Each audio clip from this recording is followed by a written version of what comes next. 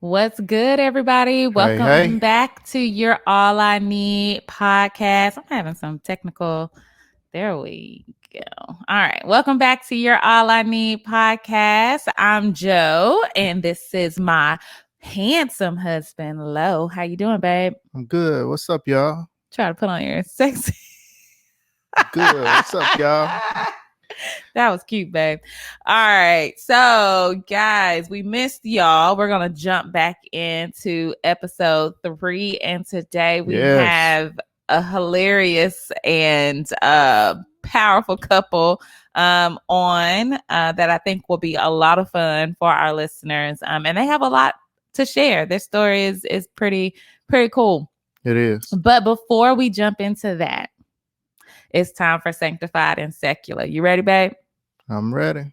All right. So we are talking about on Sanctified and Secular. Y'all know I love a good Netflix show, and she loves a good HGTV show. So this is like the best of both worlds for her. I'm giddy. This is like the best of both worlds, but this show is kind of like, it gives me a lot of anxiety. But the show I'm talking about is called Marriage or Mortgage on Netflix. And if you have not tuned in, I've made Lo literally. So one of the things, give y'all a little inside view to our relationship. So at nighttime before we go to bed, I always tell Lo to put it on HGTV because I love House Hunters. Like, that's what I love to fall asleep to. I love House Hunters, House Hunter International, My Lottery Dream House, anything that shows folks viewing the homes and stuff. It's just my thing. And so that's a little bit inside of our world. But I made Lo start watching this Marriage or Mortgage. And basically the premise of the show She didn't make me. I was interested a little bit in this show. But now I'm like watching it with you, but I'll tell y'all about that later. So Marriage or Mortgage is basically, if you had $20,000 to $30,000, would you spend it on the wedding or the home of your dreams? And they basically different couples that they have come on to the show that they do this whole thing with. And one of the another draw to it is that it's based in Nashville. So it's nice to see some of the places and the homes that they're touring and the neighborhoods that they're looking at. And the different venues and vendors that they're using. So I said it's annoying to watch it with Lo now because my husband is really cheap. So all he does So I am frugal. I will call it what you want. No, I'll give you that. But I'm practical too. Like, this show is not a very practical show. It's not good for people that are very practical. It's not, but I mean, it's entertaining. Now, I will say, like, one of the things about the show, like I said, they have different couples on here. And so some of the couples go into it with a realistic mindset. And then some of them are just ridiculous. Like, there was one couple on there, and the girl, she wanted a wedding, but all she wanted was a ranch. I said ranch. Yes, ranch. You know they're in Nashville. They might come looking for you. Talking about I don't care. I will tell her to her face, girl. She wanted a ranch fountain. Ranch dressing, like ranch dressing fountain at her reception. Child, I was done with her. So, but I mean, it's a very entertaining show. But Lo can work my nerves because he's like, $1,500 for a wedding veil. You can buy that at Walmart. Don't nobody want no Walmart wedding veil. That's a whole segment though. $1,500 for a piece of sheer cloth. I get that's it. hanging down the back of your head. But don't nobody $1,500 and the wedding dress itself costs $3,000. Like, that's half the cost of what the wedding dress costs. Well, let me give you some veil. Let me give you some stats. So I was reading this article. Practical. Go ahead. I was reading this article that Times did on this very show. about marriage or mortgage. And just to give you guys some stats. So they said in 2007, and I think this is another reason why some of the prices seem outrageous to me and Lo, because we've been married almost 9 years. So when we got married in 2012, prices definitely weren't like this. But also, we wasn't trying to spend this much we definitely money on were not trying to spend this type of money. But also, we had a lot of good connections like in our network. So, you know, we one of our good friends is a chef, and he helped us come up with a menu. Shout out Jay Will. Yes, he helped us come up with a menu that was accommodating not only for our budget, but also for our guest. Another good friend of ours, she is a baker. She made our cake. She made our groom's cake. Shout out to Cakes by Nita. Yes, like she was amazing. We have two friends who are event planners. Really, like one and the other one tries to be. You're not gonna shout out Nay and Dana. Nice try.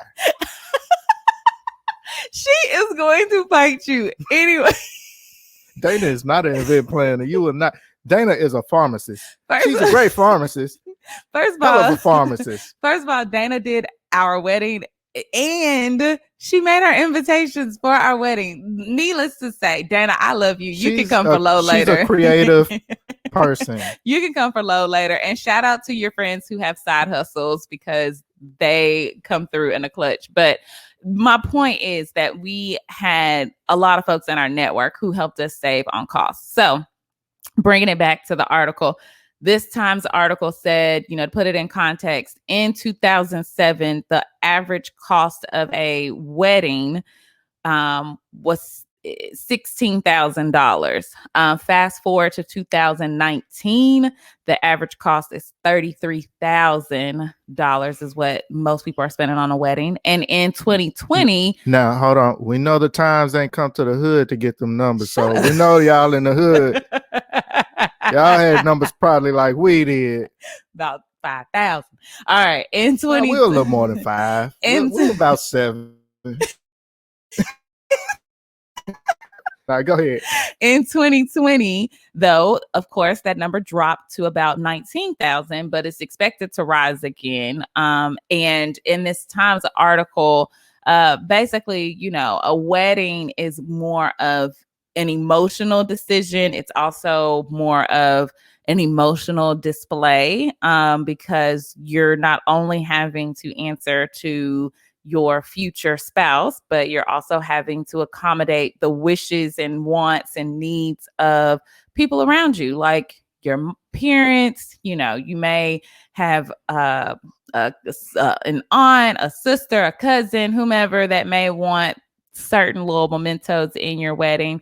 So it's more of an emotional decision. Now, on the flip side of that, we're going to talk about mortgages. So and one of the things in the article that they mentioned is that, you know, most couples are afraid or very cautious about stepping into buying a home together because they're afraid that they won't be able to afford it.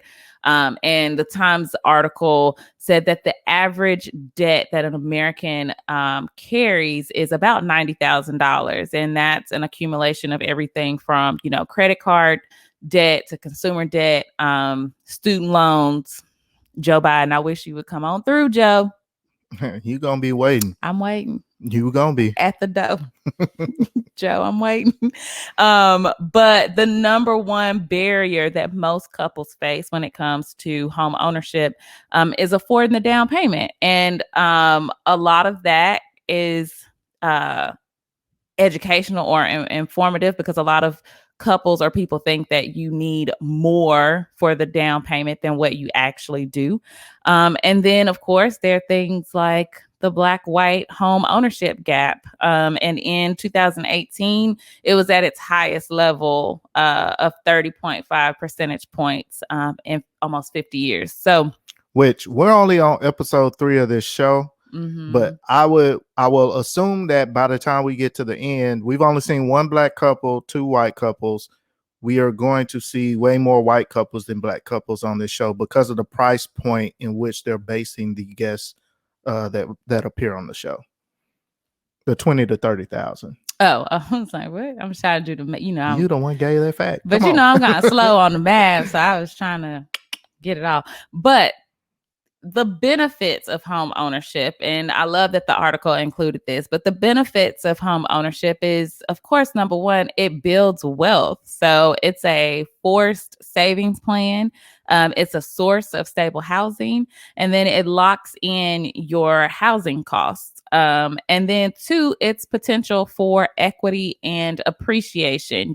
Unlike cars that depreciate, or wedding dresses, or or that ranch dressing fountain. I'm so mad at her for getting that. All of that depreciates. Unless you're Beyonce and Jay-Z, and you're gonna sell your wedding video for a documentary later on in life, your wedding ain't gonna make you no money. So it's not. It's an investment in moments, which I do care a lot about moments. Yeah. But you can create that special moment on the dollar. Yeah, but I think I agreed. And so, one of the things that the article mentioned again, that it's potential for equity and appreciation. If you buy a home, especially if you buy a home in an area that is up and coming or that is established, there's potential for you to in the future make money off of that home. So you can pay off that mortgage and then decide, hey, we're going to rent this out, or hey, we're going to sell it, whatever it may be. But if you check out episode 1, we talked to Tiffany and Eric, and we discussed a lot of this in that episode with them about home ownership. And Tiffany really talked about some of the stigmas and things that a lot of couples walk into that they think that it's going to be a barrier, and it's not. And she gave some practical ways of how you can avoid some of those barriers, but also prepare for this moment. So yeah, that's marriage or mortgage. One of the couples that I want to spotlight that was on the show that I loved what they did. So basically they have a real estate agent and like a what do you call it? Like a marriage event planner. That they both wedding planner. A wedding planner. They try to entice you on choosing marriage, choosing the wedding, or choosing the house. And this couple who was on there, Denise and Nick, they were on there, and they, were talking about how they really wanted this fun wedding, but at the end they ended up choosing buying a home because they got this really good deal through their real estate agent. And one of the things that they showed at the end is that they didn't make it a either or. They still have their wedding. They just downsized it, did a little bit smaller. And actually what they did on their own for their wedding, like they showed the pictures at the end, was, in my opinion, was far greater than what the wedding planner was trying to do for them in the show. So I was like, man, kudos to y'all. Y'all got the wedding and the house of your dreams. So it is possible to have both, y'all, to have the best of both worlds. It is. But going back to our marriage, if you were faced with that choice. Me? Yes. Marrying you? Marriage or the home? Marriage or mortgage? We're not married. We're engaged. Well, yeah, we're engaged. We have I don't even want to say I would spend $20,000 on a wedding. I was about to say 15. I go 15. We got 15,000. Spend it on the wedding or down payment on a home. Which one you going with? You already know my answer. I already know you're gonna say home. I would probably choose the home. That's a good answer. I know that's shocking to you, but I would actually choose the home. And here's why. Because I would, knowing what I know now from what we experienced with our wedding, I would have much rathered either A, eloped, or B, like done a destination type wedding where we get more bang for our buck of having a vacation with close family, close friends there with us versus what we did. I mean, our wedding was beautiful and I loved it, but some of the stress that came from it was a lot. So yeah, and I know how cheap you are. That part. All right, so we have a great interview with the Knowles family, Denise and Demetrius. We call them D, and we're going to get right into that. So here you go.